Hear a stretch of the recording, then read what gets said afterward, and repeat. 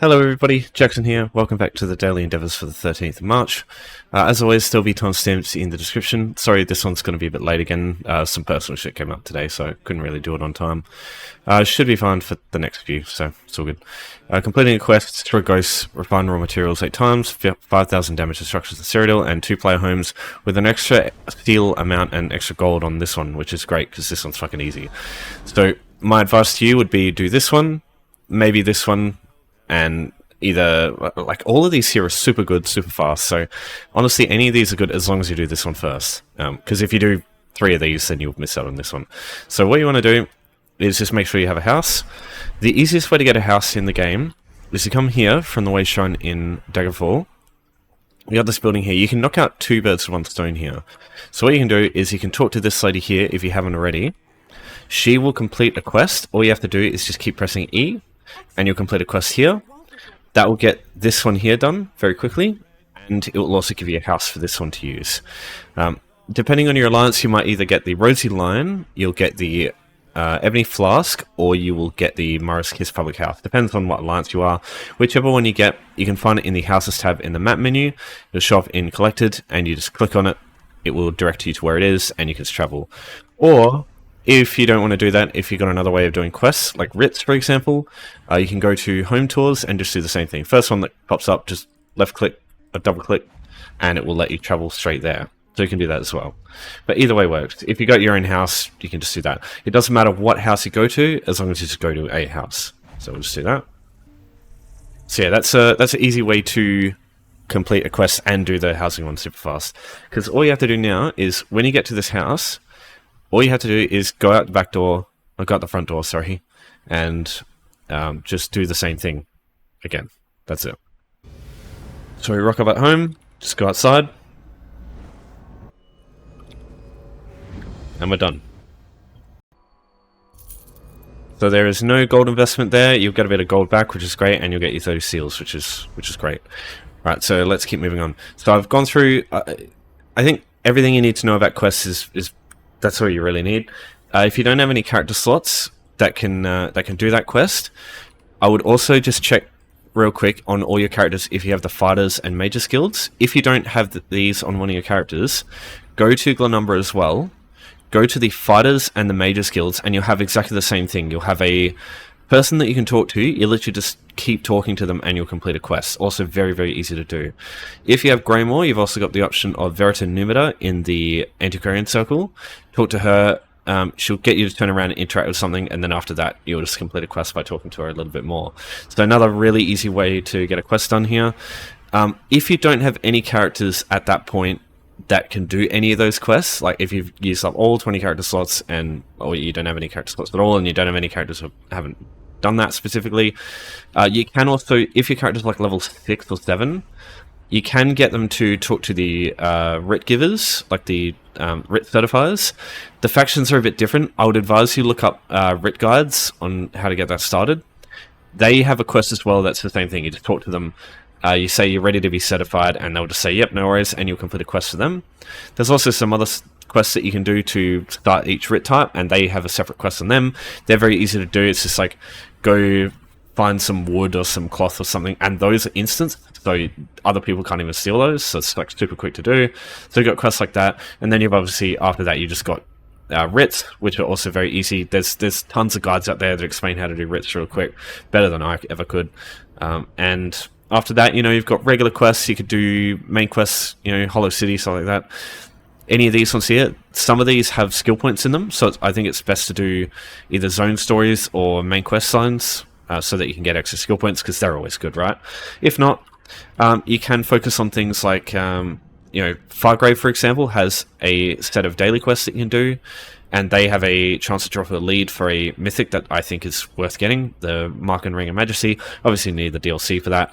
You got the same thing in Wrathgar. Bloody every DLC zone has like a couple of daily quests you can do, and then there's all sorts of other shit. You can do whatever the hell you want there. But yeah, my opinion, either have like a new character with a quest that you can just talk to someone and complete, or just do writs. Writs are always good anyway, because you get some goodies from them, and they're very, very quick to do. You just need to set yourself up a little bit. Alright, let's move on. So, Right, tutorials off. I really got to turn that off for fucking everything. Alright, so refining raw materials, all you got to do is find some stuff to refine and refine it. The best stuff, I think, in the game to refine is definitely rough wood. Any rough wood type. These are far cheaper than any of the other options, so rough ruby ash is about 12 gold a piece.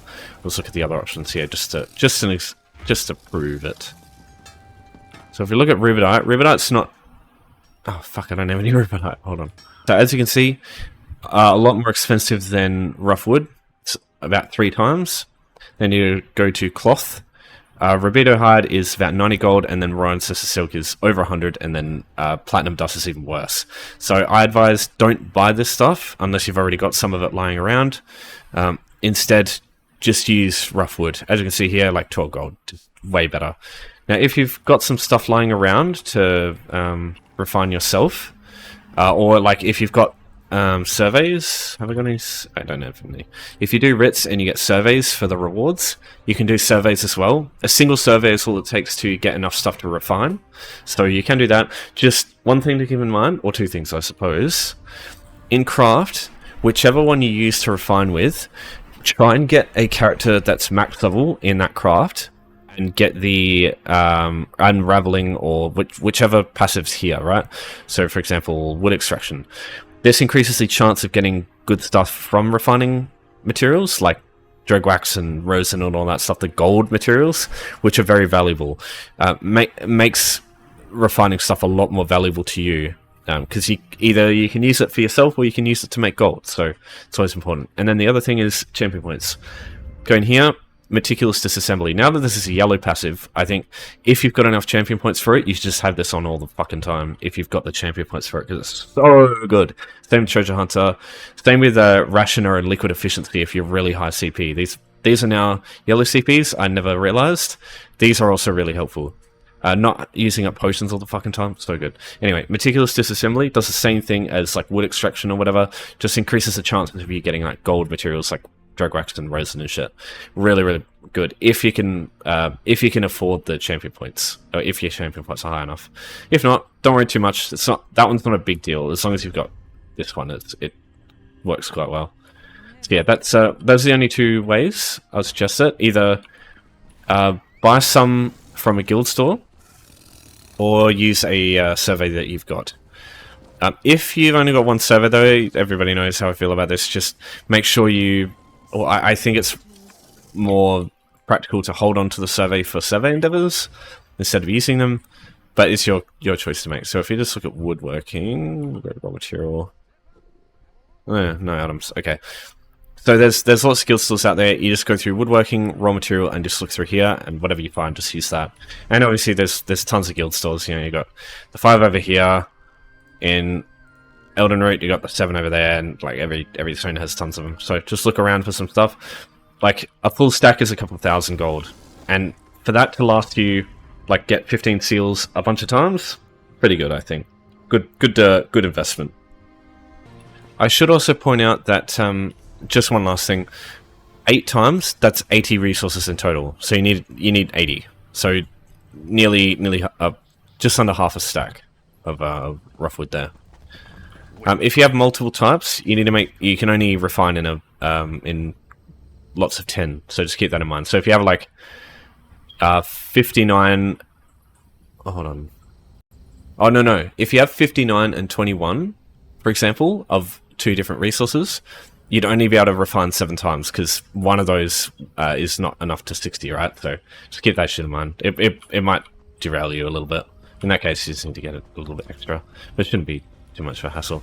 Alright, so ghosts, my only advice for this is 2 places. Either Starved Plain, just to the southwest of Davon's Watch Wayshrine. You start with this one by default.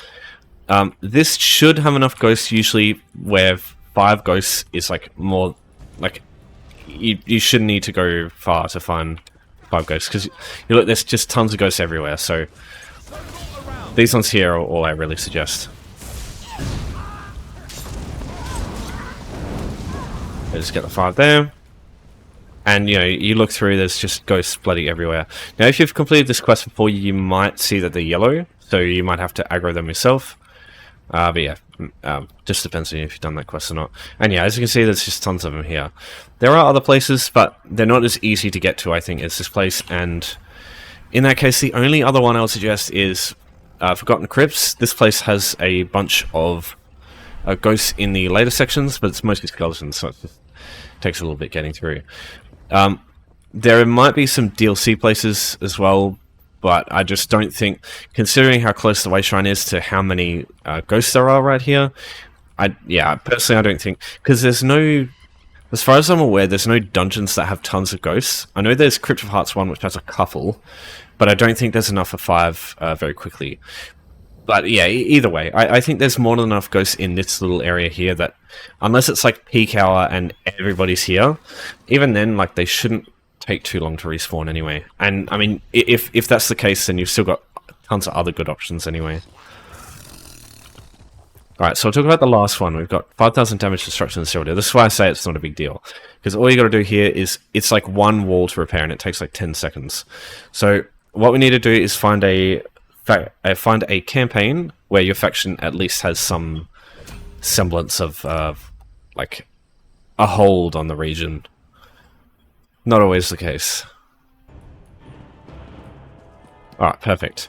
So a single wall damage like this is all that you need. So what you want to do is come to any of the quartermasters in the keep themselves. They always have one of these. You go down to where it has Cyrodiil repair kits. Just buy one of these, because it's only 5,000 damage. 5,000 damage is one repair kit. So you go to inventory, quick slots, you put the repair kit on, you bring it out, you point your cursor at, just make sure the health bar is there at the top, press the quick slot button, and you just do an animation, and then you repair the wall. It's that simple. Finding a wall to repair is like the long part. Actually doing it is the easy bit. So in order to know outside if there's stuff to repair, you'll see these crane tools here. These indicate that a wall needs to be repaired. So as you can see, there's all these cranes everywhere. This place needs to be repaired heaps. So either of these, like any of these walls here work. And you can see how much health they need to be repaired. 140,000, and it's like halfway, right? So 5,000 damage for repairing in Cyrodiil is like a tiny drop of like a bloody, like a trough, or like an almost an ocean of repairable stuff. So it will not take you long to, as soon as you find one wall, it will not take you long to do this one. If you're struggling to find some walls, like especially if you get to a keep and there's no keeps that your faction controls, either just check the other campaigns, because there's 3 or 4 if you're under level 50, and maybe one of them has your faction owning the map, and in that case you might find a keep or 2 that needs to be repaired, maybe. If not, just try and check on even if your other like characters on other alliances are like level 3. I mean, you can't do it at level 3, can you? At level 10, any character above level 10, just check them too. Even if they don't have any gear, like you don't need anything. You just need a repair kit. You need 90 gold in your inventory. That's all you need. So yeah, or just have a repair kit in your bank or something, and that's all you need. So yeah, any questions? Just let me know. But that's daily concluded for today. Really easy set, as you can see there. Thanks everyone for watching. Thanks for your support as always. I'll see you next time, and take care.